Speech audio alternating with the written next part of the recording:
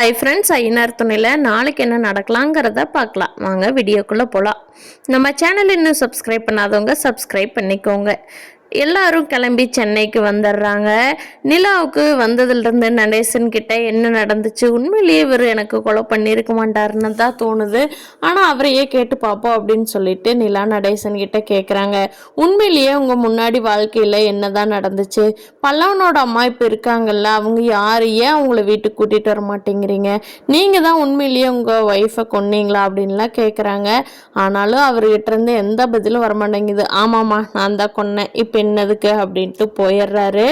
ஆனால் கண்டிப்பாக அவர் கொண்டிருக்க மாட்டார். அது என்னங்கிறத கதையை வரப்போகிற நாட்களில் பார்க்கலாம். எல்லாரும் சென்னைக்கு வந்த உடனே அனீஷும் இவங்க வீட்டுக்கு வந்துட்டு அந்த சந்தாவோட முறப்பையன் இங்கே தேடிட்டு வந்திருந்தான் இல்லையா, அவன் திரும்பி போயிட்டான் அப்படிங்கிறதுனால சந்தாவை அவங்க வீட்டுக்கு கூட்டிகிட்டு போயிடுறாங்க.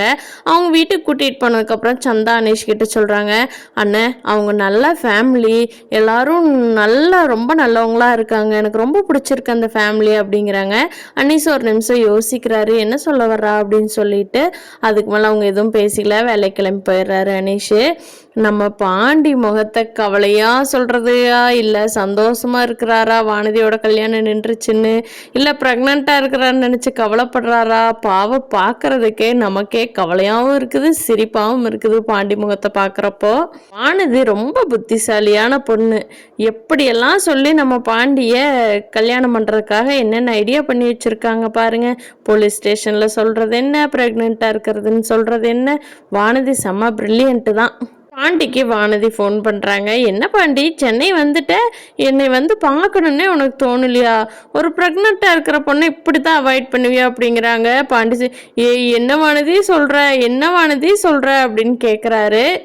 எப்பவும் போல் உன் கடைக்கு நானே வந்து தொலைகிறேன், கடை என்ன ரெண்டா ஓப்பன் பண்ணுவேன் அப்படின்னு கேட்டுட்டு வானதி பாண்டியோட கடைக்கு வர்றாங்க.